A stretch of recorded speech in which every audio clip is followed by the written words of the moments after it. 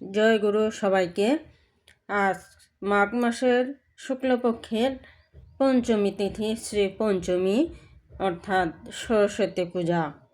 আর এই সরস্বতী পূজা উপলক্ষে সবাইকে জানাই শুভেচ্ছা এবং জয় গুরু। আমরা আজকের দিনে এই শ্রী পঞ্চমীর দিনে সবাই বাড়িতে বাড়িতে সরস্বতী পূজা করে থাকি এবং যারা বিদ্যার্থী তারা স্কুলে বা কলেজে পূজা অর্চনা করে থাকে, পুষ্পাঞ্জলি দিয়ে থাকে। তো দেবী সরস্বতীকে আমরা পুষ্পাঞ্জলি কেন করি? তাকে সন্তুষ্ট করার জন্য। দেবী সরস্বতীকে আমরা কিভাবে সন্তুষ্ট করতে পারি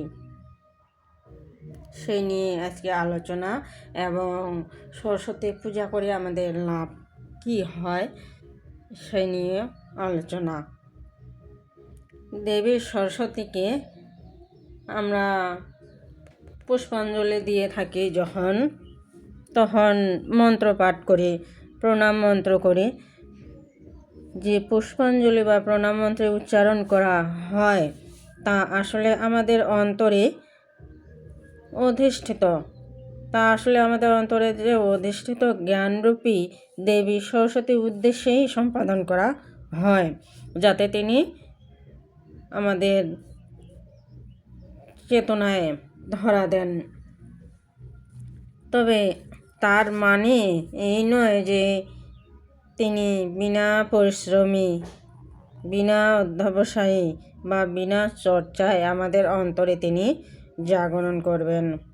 তাই প্রকৃতপক্ষে দেবী সরস্বতীকে সন্তুষ্ট করতে গেলে আমাদেরকে এই যে আমরা উপায় করি, প্রণাম মন্ত্র করি, উচ্চারণ করি, অঞ্জলি মন্ত্র উচ্চারণ করে, এবং অনেকে উপবাস থাকে।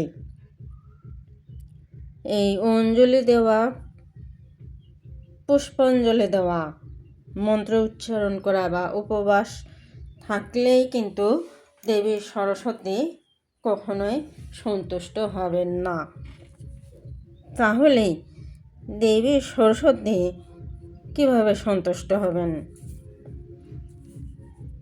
তাকে আমার মধ্য দিয়ে বা নিজের মধ্যে দেবী সরস্বতীকে কিভাবে অধিষ্ঠিত করব? দেবী সরস্বতীকে সন্তুষ্ট করার সবচেয়ে এবং সর্বোত্তম উপায় হচ্ছে কি জ্ঞানের চর্চা করা, অধ্যবসায় করা এবং পরিশ্রম করা। তাই শ্রী শ্রী ঠাকুর তার বাণীতে বলেছেন যে করাই পাওয়ার জননী, করো হও পাও। তাহলে দেখা যাচ্ছে যে না করে, পরিশ্রম ছাড়া আমরা কখনোই কোনো জ্ঞান অর্জন করতে পারবো না, জ্ঞানের উন্নতি ঘটাতে পারবো না। এই জন্য আবার দেখা যায় যে যারা দেবীর পূজা অর্চনা করেন না, কিন্তু তারপরেও যারা জ্ঞান লাভের জন্য পরিশ্রম করেন, তারা কিন্তু ঠিকই সরস্বতী দেবীর পক্ষ থেকে বিদ্যার বর লাভ করেন। তার মানে সরস্বতী দেবীকে সন্তুষ্ট করতে হলে আমাদেরকে অবশ্যই অনুশীলন করতে হবে, আমাদেরকে চর্চা করতে হবে, অভ্যাস করতে হবে। তবে আমরা দেবী সরস্বতীকে সন্তুষ্ট করতে পারব। শুধু পুষ্পাঞ্জলি দিয়েই কখনো কাজ হয় না।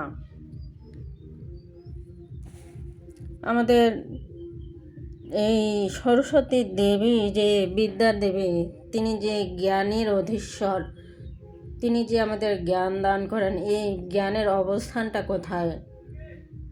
এই জ্ঞানের অবস্থানটা হচ্ছে আমাদের অন্তরে। অর্থাৎ স্বয়ং জ্ঞান স্বরূপা সরস্বতী আমাদের অন্তরে অধিষ্ঠিত। তবে তিনি জাগ্রত নন, নিদ্রিত। তাকে জাগরণ ঘটাতে হবে আমাদের ভেতর, আমাদের পরিশ্রমের মধ্য দিয়ে, অনুশীলনের মধ্য দিয়ে, অধ্যবসায়ের মধ্য দিয়ে, চর্চার মধ্য দিয়ে এই অবচেতন থেকে চেতনে নিয়ে আসতে হবে। এইভাবে আমরা সরস্বতী দেবীকে জাগ্রত করতে পারব। এখন প্রশ্ন হচ্ছে যে সরস্বতী পূজা করে আমাদের লাভ কি? বাইরের অনেক উন্নত দেশে দেখলে দেখা যায় যে, যেমন অনেক উন্নত দেশ চীন, জাপান, রাশিয়া, বিভিন্ন দেশ, এই দেশে অনেক জ্ঞানের অধিকারী মানুষ আছে। তারা অনেক উন্নত দেশ, অনেক উন্নতি সাধন করেছেন। কিভাবে করেছেন? তারা কিন্তু দেবী সরস্বতীকে 1 পয়সাও দেন না। আবার তারপরেও তারা অনেক উন্নতি সাধন করছেন শুধুমাত্র পরিশ্রমের মধ্য দিয়ে। আসলে তারা জ্ঞানের চর্চা করতেন, তারা পরিশ্রম করেন, প্রচুর পরিশ্রম করেন, আর এই পরিশ্রমের মধ্য দিয়ে তারা কিন্তু অনেক উন্নতি সাধন করেন। এখন সরস্বতী পূজায় আমাদের লাভ কি হয়? আমরা শুধু সরস্বতী পূজা নয়, আমরা বিভিন্ন ধরনের পূজা করে থাকি। যেমন লক্ষ্মী পূজা, গণেশ পূজা, কালী পূজা, যে পূজাই আমরা করি না কেন, প্রত্যেক পূজাতেই আমাদের দেবতাদের কাছে কিছু চাওয়া পাওয়া থাকে। আমাদের বিশ্বাস ওই পূজা থেকে আমরা সেই বস্তুটি আমরা পেতে পারি, যেটা আমাদের চাওয়া, আমাদের কামনা, সেই অভীষ্ট পূরণের জন্য আমরা তার পূজা অর্চনা করে থাকি। আমরা বিশ্বাস করি যে তাকে পূজা অর্চনার মধ্য দিয়ে তাকে সন্তুষ্ট করে আমরা সেই অভীষ্ট পূরণ করতে পারি। ঠিক তেমনি সরস্বতী পূজাতে করে তার কাছ থেকে আমরা কী চাই? জ্ঞান চাই, বিদ্যা চাই, বুদ্ধি চাই, কলা, সুর, এই সমস্ত কিছু আমরা দেবী সরস্বতীর কাছ থেকে পেতে চাই। কিন্তু কোনো দেবতাই বিনা পরিশ্রমে কাউকে কোনো কিছুই দান করেন না, তার কাম্য বস্তু দান করেন না। তবে দেবতার পূজায় আমাদের একটা লাভ হয়, সেই জিনিসটা কি? সেটা হচ্ছে মানসিক শক্তি। তার মানে দেবতার পূজা করে আমাদের একরকম মানসিক শক্তি তৈরি হয়, যা আমাদেরকে কাজে উদ্বুদ্ধ করতে সাহায্য করতে পারে। অর্থাৎ দেবী রূপে সরস্বতী আমাদের জ্ঞান অর্জনের ক্ষমতা বা মানসিকভাবে দানের মাধ্যমে আমাদেরকে পরোক্ষভাবে জ্ঞানের সাগরের কিনারায় পৌঁছে দিতে পারেন।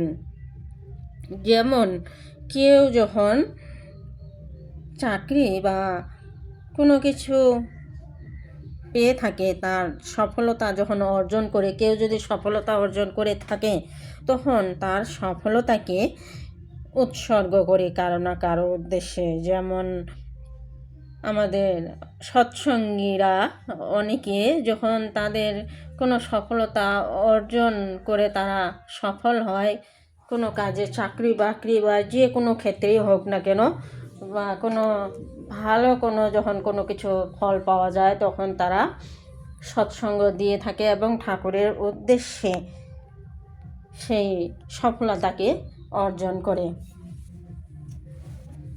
আর এইভাবেই আমাদের এই সরস্বতী পূজার লাভ, বা যে কোনো পূজার ক্ষেত্রেই লাভটা হচ্ছে কি? মানসিক শক্তি।